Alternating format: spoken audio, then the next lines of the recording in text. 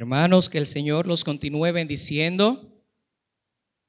Estamos en unos días de estrés, unos días de preocupación, pero yo quiero exhortar a la iglesia que más que todo debemos de depender de nuestro Señor, porque déjeme decirle que independientemente de lo que pase, Él está con nosotros. Él está con nosotros.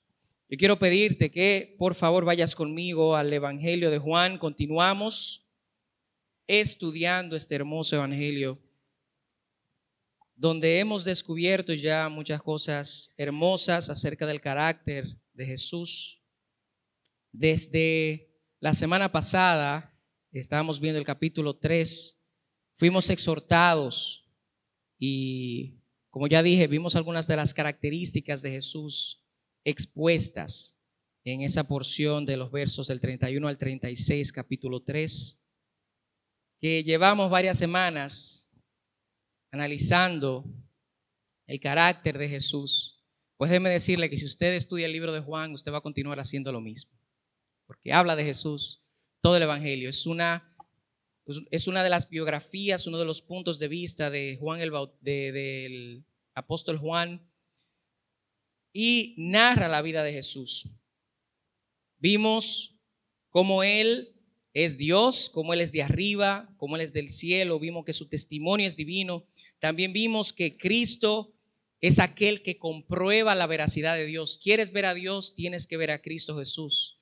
Aquel y a través de aquel también que obtenemos la vida eterna. Ese es nuestro Señor. Lo mejor, como dije, es que mientras más estudiamos el libro de Juan, más aprendemos de Jesús.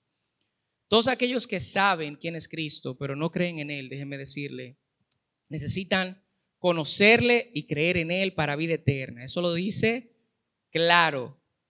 Pero los que ya hemos creído en Él, necesitamos conocerlo aún más. Necesitamos de vivir por Él, necesitamos de vivir para Él.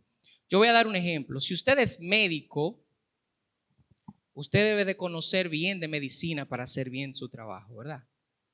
Si usted es dentista, ahora que tenemos un operativo dental, Dios lo permite, el martes, y esas personas que son dentistas hacen bien su trabajo, deben de hacer bien su trabajo porque conocen, ¿verdad que sí? Lo que es la medicina dental, lo conocen lo que es la boca.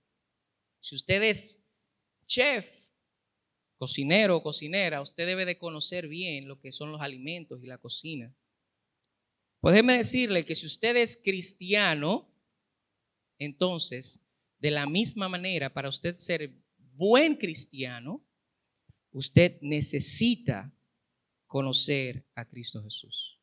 Usted necesita seguir conociendo de Cristo para usted poder ser un buen cristiano. Y es por eso que vamos a utilizar esta porción de Juan capítulo 4. Es una porción muy conocida, Jesús y la mujer samaritana, para seguir conociendo aspectos de Jesús, características de Jesús que nos van a ayudar a usted y a mí a ser mejores cristianos.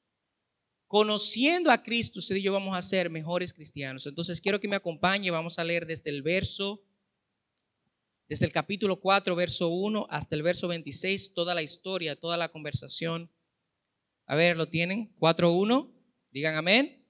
Amén. Voy a comenzar leyendo. Dice: cuando pues el Señor entendió que los fariseos habían oído decir: Jesús hace y bautiza más discípulos que Juan, aunque Jesús no bautizaba sino sus discípulos, salió de Judea y se fue otra vez a Galilea, y le era necesario pasar por Samaria. Vino pues a una ciudad de Samaria llamada Sicar, junto a la heredad de Jacob, que Jacob dio a su hijo José, y estaba allí en el pozo de Jacob. Entonces Jesús, cansado del camino, se sentó así junto al pozo. Era como la hora sexta. Vino una mujer de Samaria a sacar agua y Jesús le dijo: dame de beber. Pero sus discípulos habían ido a la ciudad a comprar de comer. La mujer samaritana le dijo: ¿cómo tú, siendo judío, me pides a mí de beber, que soy mujer samaritana? Porque judíos y samaritanos no se tratan entre sí. Respondió Jesús y le dijo: si conocieres el don de Dios ¿Y quién es el que te dice, dame de beber? Tú le pedirías y él te daría agua viva. La mujer le dijo, Señor, no tienes con qué sacarla y el pozo es hondo. ¿De dónde pues tienes el agua viva? ¿Acaso eres tú mayor que nuestro padre Jacob, que nos dio ese pozo, del cual bebieron él, sus hijos y sus ganados? Respondió Jesús y le dijo, cualquiera que bebiere de esta agua volverá a tener sed, mas el que bebiere del agua que yo le daré no tendrá sed jamás, sino que el agua que yo le daré será en él fuente de agua que salte para vida eterna. La mujer le dijo, Señor, dame de esa agua para que no tenga yo sed, ni venga aquí a sacarla. Jesús le dijo, ve, llama a tu marido y ven acá. Respondió la mujer y dijo, no tengo marido. Jesús le dijo, bien has dicho, no tienes marido, porque 5 maridos has tenido, y el que ahora tienes no es tu marido. Esto has dicho con verdad. Le dijo la mujer, Señor, me parece que tú eres profeta. Nuestros padres adoraron en este monte y vosotros decís que es en Jerusalén el lugar donde se debe adorar. Jesús le dijo, mujer, créeme, que la hora viene cuando ni en este monte ni en Jerusalén adoraréis al Padre. Vosotros adoráis lo que no sabéis, nosotros adoramos lo que sabemos, porque la salvación viene de los judíos. Mas la hora viene y ahora es cuando los verdaderos adoradores adorarán al Padre en espíritu y en verdad, porque también el Padre tales adoradores busca que le adoren. Dios es espíritu y los que le adoran en espíritu y en verdad es necesario que adoren. Le dijo la mujer, sé que ha de venir el Mesías, llamado el Cristo. Cuando Él venga, nos declarará todas las cosas. Jesús le dijo, yo soy el que habla contigo. Oramos. Padre, gracias en esta mañana te damos. Así como lo hemos cantado, Señor, queremos adorarte a ti. Queremos que sea todo en nuestra vida, bendecirte. Bendecir tu santo nombre sea la pasión que arda en nuestros corazones. En esta mañana queremos humillarnos delante de ti para que tu palabra, Señor, sea la que sea expuesta. Ayúdanos a ver las características de tu Hijo Jesús para que podamos vivir dándote la gloria y honra a ti, Señor. Hemos aprendido a través de este evangelio que Jesús es Dios. Y esta es una verdad, Señor, que queremos no solamente entender, queremos vivir entendiendo esta verdad. Ahora humíllanos y quebranta nuestros corazones, quebranta nuestro ser, abre nuestro entendimiento, abre nuestras mentes para que tu palabra, Señor, pueda ser como semilla en tierra fértil. Ayúdanos a que tu espíritu crezca en nosotros. Ayúdanos a que tu sabiduría, Señor, crezca en nosotros para poder cada día asimilarnos a tu Hijo Jesús. Permítenos conocerlo más. Ayúdanos a entenderlo más. Ayúdanos a desear ser como Él.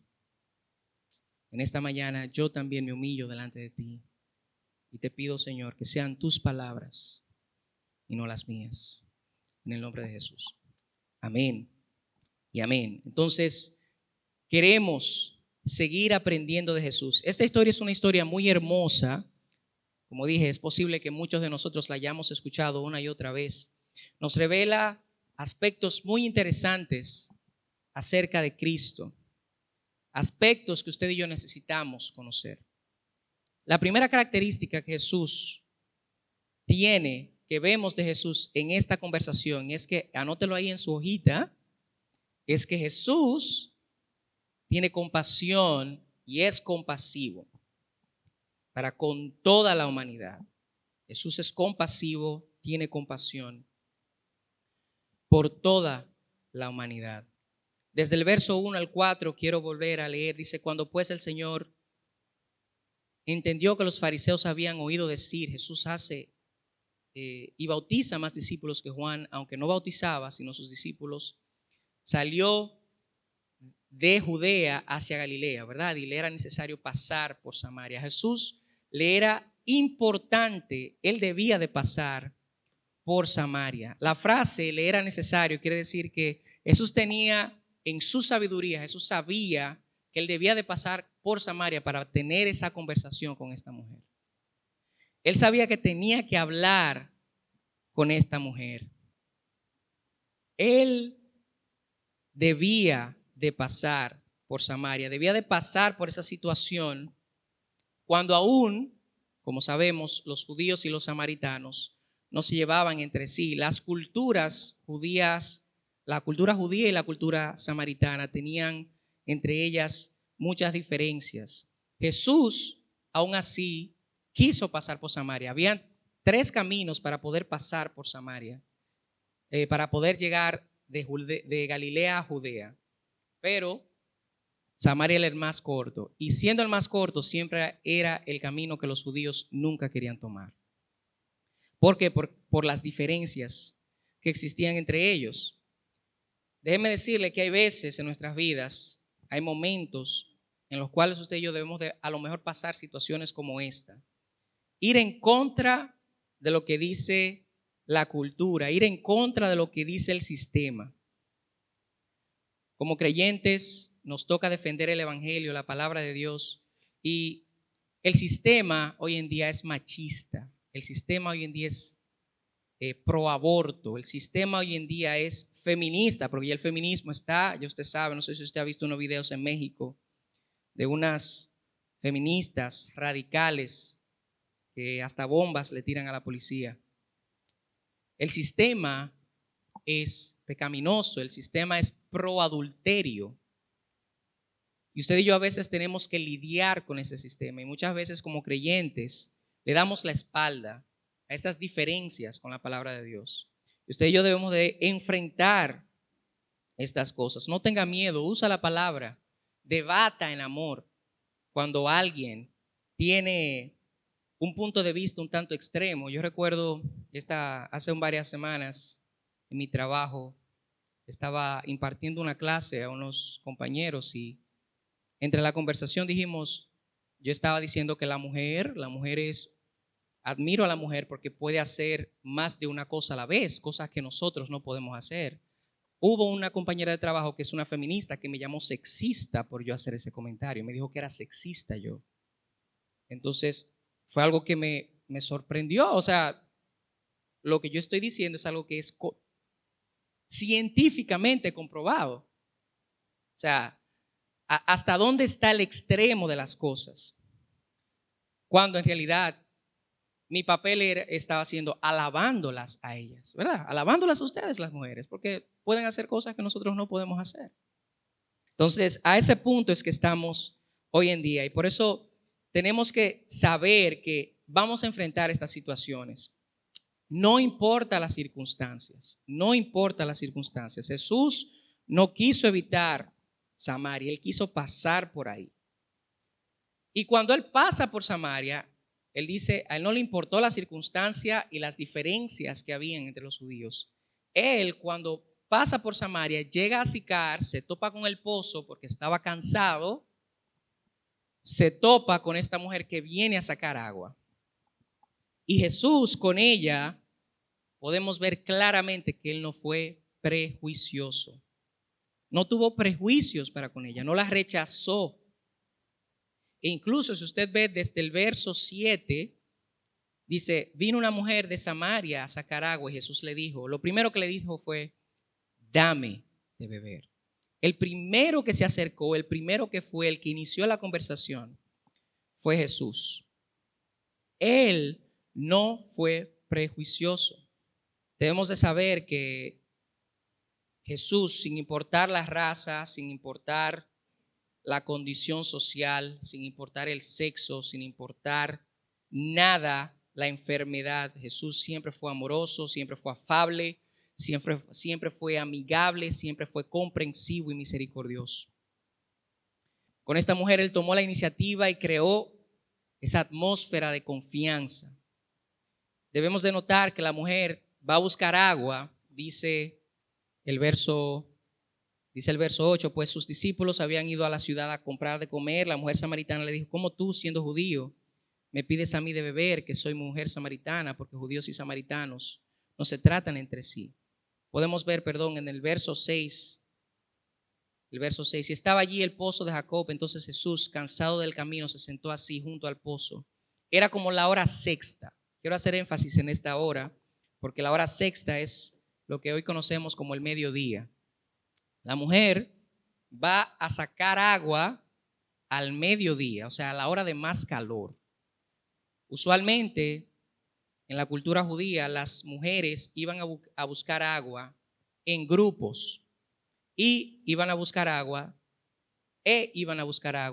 en la mañana o al atardecer, que era cuando hacía menos calor, pero ella no. Ella fue al mediodía y sola. ¿Qué quiere decir eso? Que en ella ya de por sí existía algo de vergüenza, ¿verdad? Que aún no está expuesto en el verso 6, pero Jesús lo conocía. El hecho de que ella estuviera ahí esa hora dice mucho. A ella le sorprende la petición de Jesús, ya que, como lo dice el texto, los samaritanos y los judíos no se llevaban para nada bien. Yo quiero dar algunos datos históricos para entender un poquito más todo el contexto de esta conversación. Unos datos históricos de los samaritanos. Samaria, la región de Samaria, está al norte de Israel, donde se asentaron algunos judíos luego del reino de Salomón. Esta región fue tomada cautiva por Asiria en el año 722 a.C. También quiero decir que aunque casi todas las tribus de Israel fueron llevadas a Asiria luego de que Israel fuese conquistado, una gran parte de judíos, un remanente de judíos, se quedó en Samaria. Y a esta región también los asirios llevaron muchos gentiles. Estos gentiles se mezclaron con los israelitas y llegaron a tener una raza mixta. ¿Qué pasa? Al ser una raza mixta, una raza con los gentiles, era una raza que ya estaba siendo influenciada por otras culturas.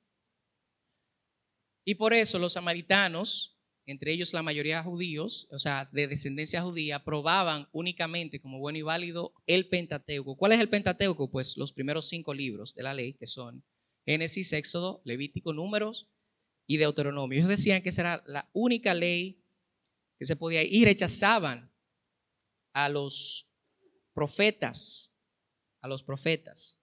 Eran considerados herejes por los judíos, y por esto entre estos dos grupos tenían mucho conflicto. Había muchos conflictos violentos, lo que los llevó a evitarse bajo toda circunstancia. Entonces, estas diferencias culturales, estas diferencias también que tenían de régimen religioso, creó en ellos muchos conflictos. Jesús no permitió que esas diferencias fueran un obstáculo para ir a tener la conversación con esta mujer. Y no solamente eso, sino que él también compartió con los samaritanos, y esto lo vamos a ver la semana que viene, Dios mediante. Él tuvo compasión por esta mujer y por los samaritanos. La necesidad de arrepentimiento era mayor a la tradición, a las diferencias. Jesús no tenía prejuicios, y esto es algo que usted y yo debemos de imitar. Jesús nunca tuvo prejuicios. Muchos de nosotros, estoy hablando nosotros como creyentes, tenemos, mucha gente nos ve como que nos creemos más que los demás por ser cristianos. El que nos ve desde afuera muchas veces cree, porque puede ser así muchas veces, que el cristiano suele juzgar. Tú no debes de hacer eso. Y es porque vivimos juzgando. Y vivimos haciendo prejuicio de la gente, rechazando al homosexual, odiándolo. O sea, creamos entre nosotros prejuicio, entendiendo el pecado, pero aún así no es excusa para nosotros rechazar y ser prejuiciosos con nadie. Debemos ser iguales a Jesús y no permitir que las personas que estén haciendo algo que a Dios no le agrada, pues se sientan juzgados por nosotros o sientan que nosotros nos creemos mejores que ellos, porque no lo somos. Nadie es mejor que nadie. Dios, en su misericordia, nos ha permitido entender que nosotros también somos pecadores. Y nosotros también somos imperfectos. Y también nosotros cometemos errores.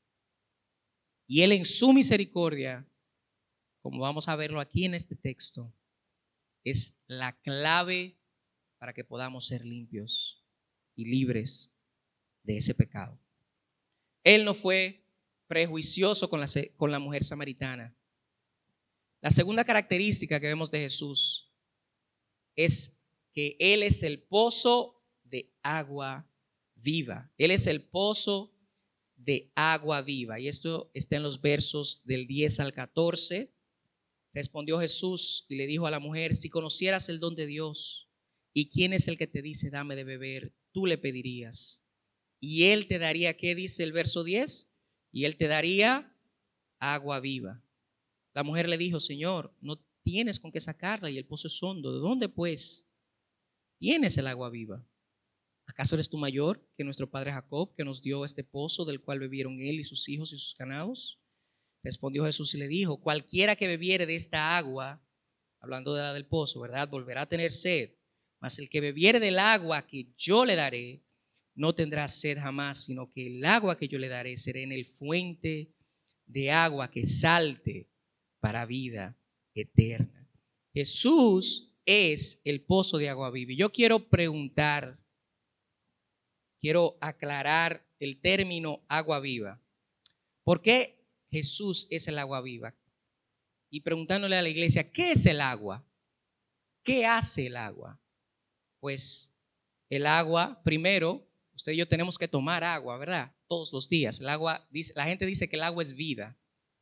Usted ha escuchado esa frase, ¿verdad? El agua es vida. Y también otra particularidad del agua es que el agua limpia. El agua es vida y el agua limpia. Entonces, la metáfora de agua viva es que el poder de Cristo y a través de Cristo y a través de Él nosotros podemos ser limpios. Recordando la condición de aquellos que no creen en Cristo Jesús, según Efesios 2. Efesios 2 dice que el que no está en Cristo está muerto en sus delitos y pecados. El agua quita la suciedad del pecado y al mismo tiempo es agua que da vida a los muertos. Quiero leer Jeremías 2:13. Dice, porque esto es un término también que en el Antiguo Testamento se usaba mucho. Dios le dice al pueblo de Israel a través del profeta Jeremías, en Jeremías 2:13, le dice: porque dos males ha hecho mi pueblo. Me dejaron a mí fuente de agua viva y cavaron para sí cisternas rotas que no retienen agua. Cuando el pueblo de Israel le dio la espalda en una ocasión a Dios, Dios le dijo: me dejaron a mí, yo que soy fuente de agua viva, y cavaron para ellos cisternas rotas que no retienen agua. Pusieron su confianza en cosas que no era Dios. Jesús es el agua viva. Para nosotros, los creyentes, esto debería ser un alivio. ¿Por qué? Porque recordar que Él tuvo y tiene la potestad de limpiarnos de nuestros pecados, sin importar lo dañino, sin importar lo sucio, lo vergonzoso, lo humillantes que sean, Él nos puede limpiar una y otra vez. Una y otra vez. Observamos cómo la mujer le hace varias preguntas. La primera: ¿de dónde pues tienes el agua viva? ¿De dónde pues tienes el agua viva? La otra le pregunta: ¿eres tú mayor que nuestro padre Jacob? Porque ella todavía no entendía. Jesús le dice: si quieres de esta agua, volverás a tener sed. Pero yo, si tú bebes de el agua que yo te puedo dar, no volverás a tener sed jamás. Jesús intenta responder sus dudas de una manera contundente, de una manera muy contundente. Esta agua que tiene Jesús es el agua que puede dar vida a todo aquel que está muerto en sus pecados. Como creyentes, esa agua que tiene Jesús, aquellos que hemos creído en Él, quiero decirte que es un agua que es viva en tu corazón. Eso significa que te puede animar, te puede dar fortaleza, te puede dar una vida vigorosa y abundante en medio de cualquier circunstancia, sea buena o sea mala. Salmos 36, verso 7 y 9 dice: cuán preciosa, oh Dios, es tu misericordia. Por eso los hijos de los hombres se amparan bajo la sombra de tus alas.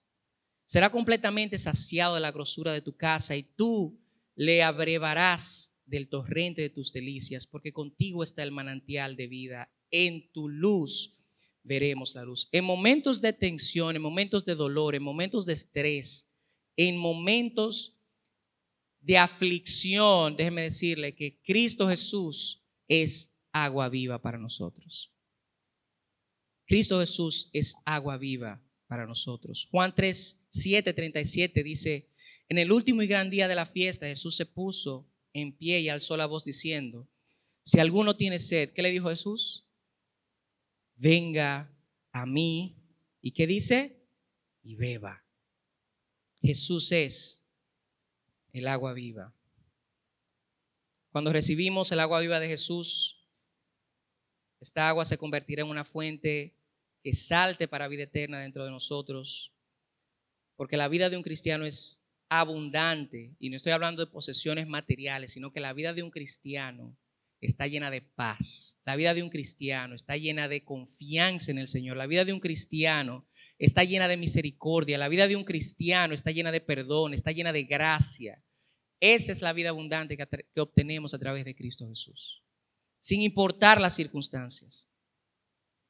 Alegrémonos por la vida que Jesús nos ha dado. Adorémosle por lo que Jesús ha hecho en nuestros corazones. Viva para el Señor. Viva contento para el Señor. A veces aquí estamos cantándole al Señor y alabando al Señor, y usted ve gente en el celular. ¿Cree usted que Jesús es fuente de agua viva si usted está en su celular mientras alabamos al Señor? Está mirando para los lados, está mirando para arriba.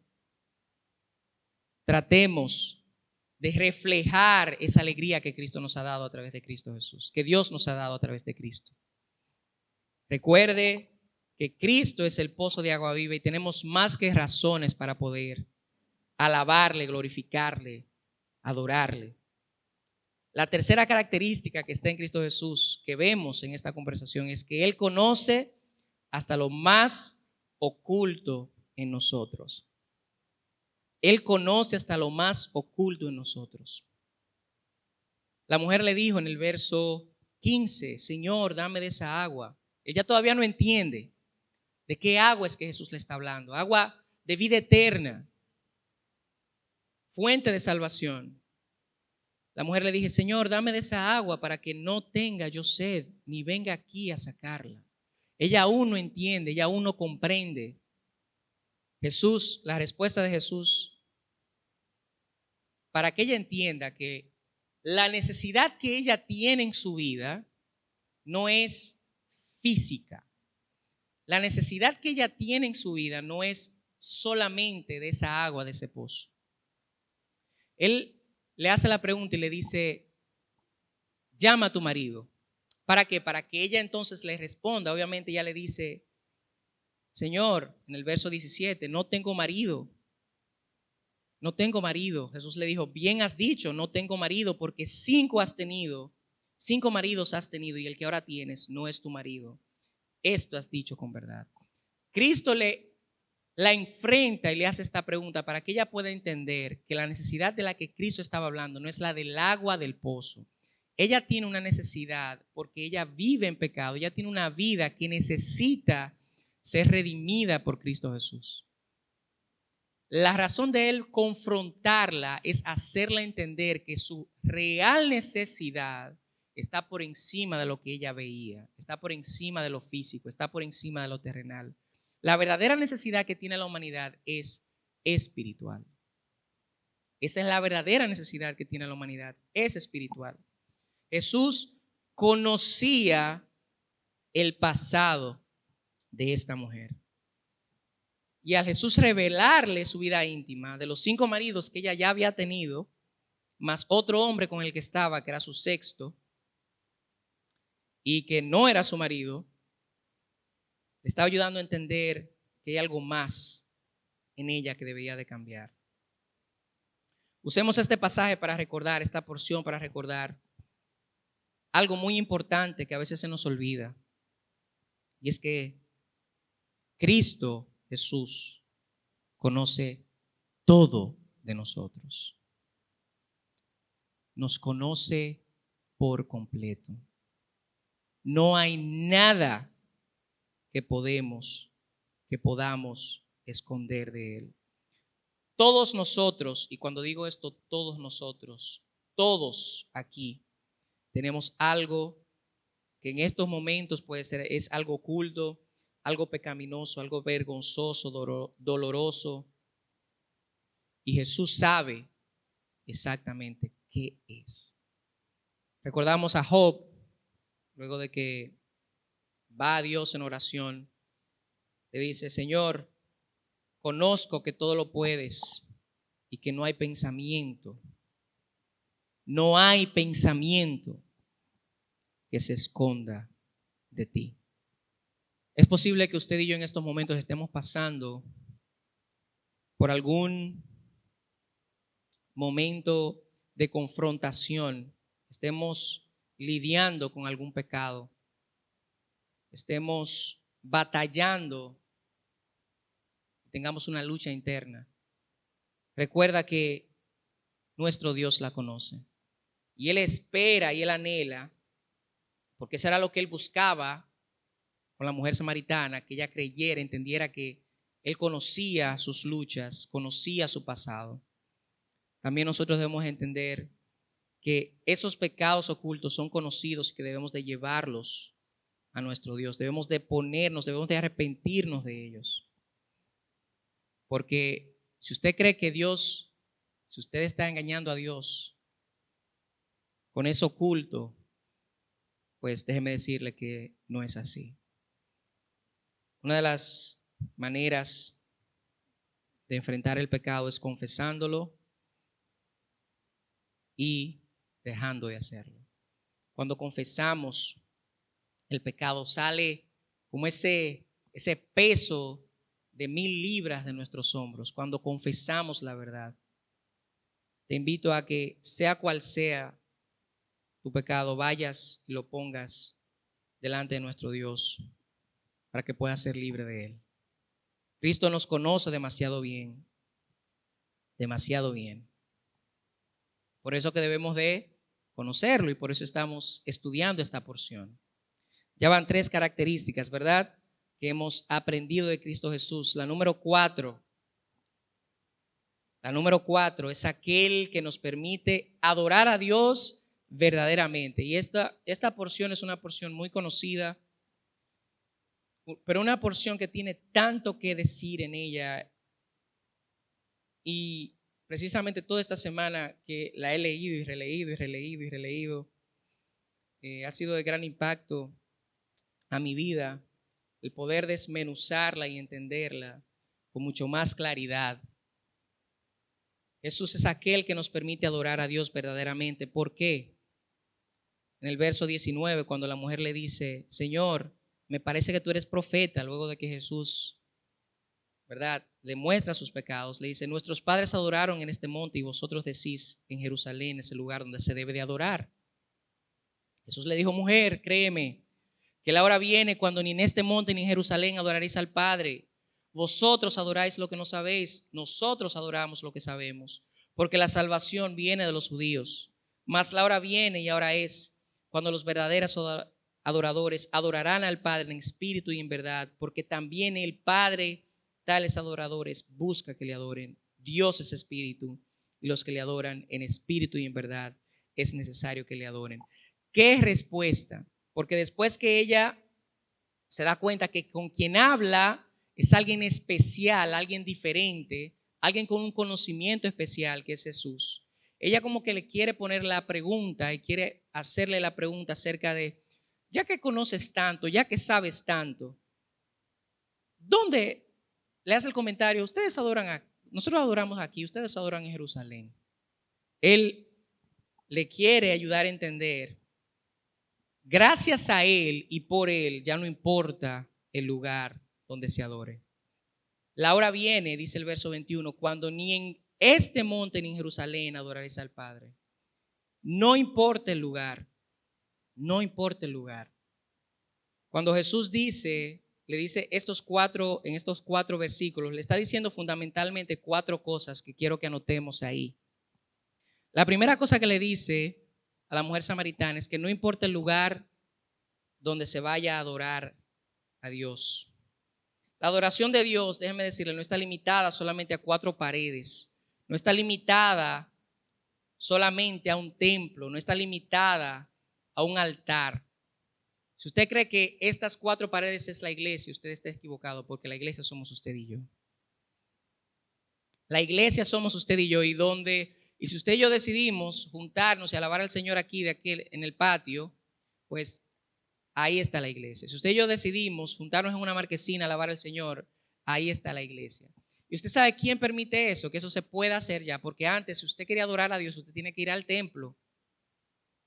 Pero ahora no. A través de Cristo Jesús, usted y yo podemos adorar a Dios en todos los lugares con nuestra vida. Y esto es lo que Él quiere aclararle a la mujer. No importa, no importa.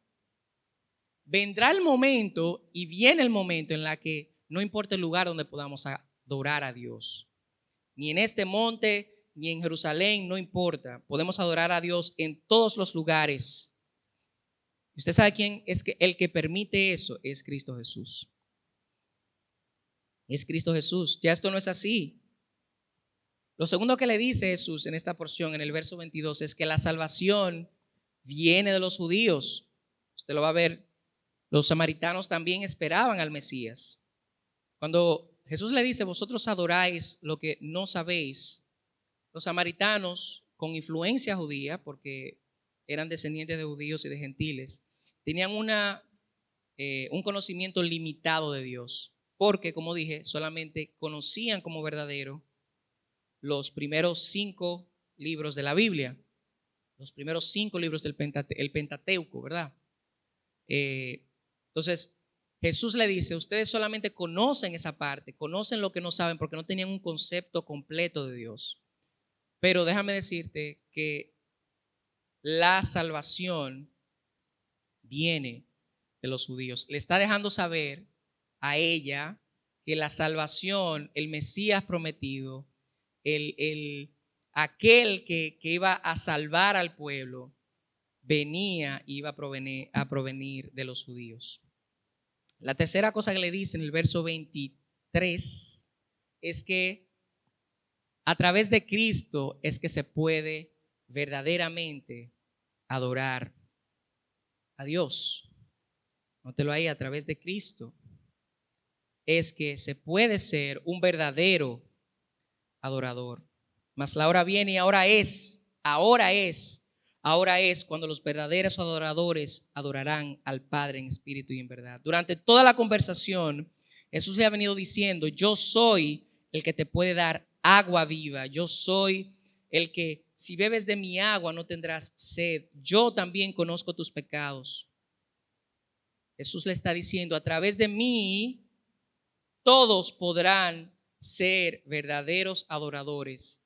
Y gracias a Cristo, gracias a Él, no va a haber distinción de lugar, no va a haber distinción de nacionalidad, no va a haber ningún tipo de distinción.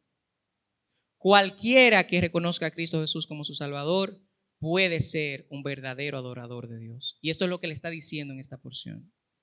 Cualquiera puede ser un verdadero adorador, no importa de dónde sea. La hora viene, o sea, cuando el Cristo venga, se podrá ser adorador. Lo cuarto que le dice es Dios es espíritu. La adoración es más que física. Y con eso ella está aclarando que Dios es más que, él está aclarando, perdón, que Dios es más que 4 paredes. Dios no está aquí en este templo. Cuando usted y yo nos vamos, ese templo se queda aquí con la alarma encendida solamente. Eso es lo único que se queda aquí. La alarma encendida. ¿Por qué? Porque Dios es espíritu. La palabra espíritu está en mayúscula. No habla necesariamente del Espíritu Santo, sino en el verso 24, perdón, dice, Dios es espíritu y los que le adoran en espíritu y en verdad es necesario que adoren. Dios es espíritu, Él sí es espíritu, pero nosotros en espíritu y en verdad es necesario que le adoremos. O sea, cuando habla de nuestro espíritu en minúscula, perdón, está diciendo que debemos de adorar a Dios con sinceridad, debemos de adorar a Dios con deseo, debemos adorar a Dios con anhelo, con alegría, con fervor, con pasión, con entrega. Todas estas cosas deben de estar en nosotros a la hora de adorar a Dios. Debemos de tener sinceridad. Cuando usted y yo estamos aquí en la iglesia, y con esto quiero decir que adorar a Dios tampoco, mucha gente cree que adorar a Dios es cantarle a Dios. La adoración es un estilo de vida. La adoración es estudiar, es aprender, es orar, cantar. Adorar a Dios es vivir para Dios.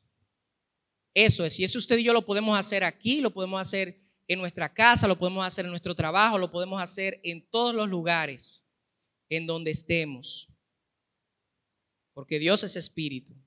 Dios anhela que seamos cristianos en todos los lugares, a todas horas, con todas las personas. Porque mucha gente cree que al salir parecen como que se transforman después que salen de esa puerta para afuera. No parecen ser cristianos. Dios anhela que le adoremos en espíritu y en verdad. Recordemos que es Jesús el que nos permite adorar verdaderamente. Estoy leyendo un libro muy bueno, lo recomiendo, se llama Los hábitos de Jesús. Y me encontré con esta frase muy hermosa, dice, adorar es la más alta y noble actividad del cual el hombre, por la gracia de Dios, es capaz. Usted es capaz de adorar a Dios con su vida. Usted tiene que ser intencional, usted tiene que hacerlo con pasión, con sinceridad. Adore a Dios con su vida. La última característica en esta mañana que vemos plasmada en Cristo a través de esta conversación es que Jesús es el Cristo. La mujer no entendía, todavía no entiende con quién es que ella está hablando. En el verso 25 le dijo a la mujer, sé que ha de venir el Mesías, aquel que nos va a permitir hacer todo lo que dices. Sé que ha de venir el Mesías llamado el Cristo. Cuando Él venga, nos declarará, nos enseñará, nos mostrará en realidad todas las cosas. Luego de tanto tiempo invertido, de tantas palabras, de tantas explicaciones, la mujer aún todavía no comprendía quién estaba frente y enfrente de ella. Y déjeme decirle, no la podemos juzgar porque muchos cristianos pasan años en la iglesia y no conocen a Cristo todavía. Mucha gente pasa años congregándose en una iglesia y no entiende en realidad quién es Jesucristo. En pocas palabras, la mujer le dice a Jesús que ella sabe que el Mesías un día vendrá y les enseñará cómo hacer las cosas bien. Jesús termina la conversación diciéndole, ya por fin, ya aclarándole y diciéndole, yo soy el que habla contigo. Jesús es el Mesías. Jesús es el Cristo. Esta es la culminación y la parte central de la conversación. Él se lo tuvo que decir, yo soy el que habla contigo. Que no quepa la menor duda, hermanos, que Jesús es Dios. Jesús es el Salvador, el Cordero, el Mesías prometido. Desde Génesis 3:15 dice, pondré enemistad entre ti y la mujer, y entre tu simiente y la mujer suya. Este te herirá en la cabeza y tú le herirás en el calcañar. Desde Génesis 3:15 tenemos la promesa del Mesías prometido para los judíos, para el pueblo de Dios. Y 1 Corintios 15, 21 al 22, a ese si usted lo tiene en su hojita, dice, porque por cuanto la muerte entró por un hombre, y usted sabe quién es ese hombre por cual entró la muerte, ¿verdad? Es Adán. También por un hombre la resurrección de los muertos. Porque así como en Adán todos mueren, también en quién dice, en Cristo todos serán vivificados. En Cristo todos serán vivificados. Jesús es aquel que puede restaurar la relación entre Dios y el hombre. Solamente Él. Solamente Él. Estas son 5 características más de Jesús que no debemos olvidar. Es prioritario que en nuestras vidas, usted y yo, recordemos que Él es compasivo para con todos, para alcanzarlos. Así debemos ser nosotros, piadosos y sin prejuicios. Segundo, Él es el pozo de agua viva para aquellos que están muertos. Para nosotros que hemos creído en Él, también podamos vivir una vida de gozo, una vida de dependencia de Dios. Tercero, Él conoce hasta lo más oculto para que seamos sinceros con Él, para que podamos ir delante de Él y arrepentirnos. Cuarto, Él es el que nos permite adorar verdaderamente y a través de Él no hay lugar específico. Y por último, Él es el Cristo, el Mesías, el prometido, el ungido, aquel que nos reconcilió con Dios. Oremos. Padre, gracias porque nos permites estar aquí en esta mañana, Señor, aprendiendo de tu palabra.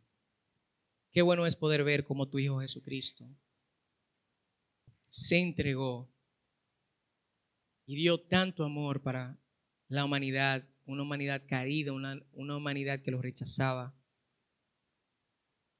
Vino y aún así, siendo igual a ti, no escatimó esa deidad y vino a morir por nosotros en una cruz. Permítenos recordar a diario esta realidad y saber que debemos de vivir por aquel que murió por nosotros. Qué bueno saber que Él fue compasivo y podemos saber que Él es compasivo con nosotros día tras día. Gracias, Padre, porque Él es la fuente de agua viva. No importa la circunstancia en la que estemos, Señor. No importa la aflicción, no importa el dolor, no importa el estrés, la angustia, la mortificación. Tú eres fuente de agua viva en nuestros corazones.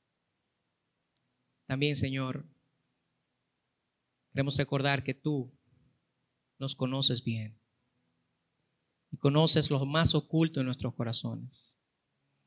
Queremos pedirte perdón y arrepentirnos porque te hemos fallado. Hay cosas aún dentro de nosotros que necesitan más de ti. No nos permitas autoengañarnos y saber que todo está bien y creer que todo está bien, porque no es así, Señor. Ayúdanos a recordar que eres tú el que nos permite adorar a Dios verdaderamente. Eres tú, Jesús, el que nos permite adorar a tu Padre. Gracias, porque eres el Cristo, aquel que nos dio vida eterna, el Mesías prometido, aquel que nos acercó. Gracias te damos, Dios, en esta mañana por tu amor, por tu misericordia y especialmente por tu palabra. Gracias, Señor. En el nombre de Jesús. Amén.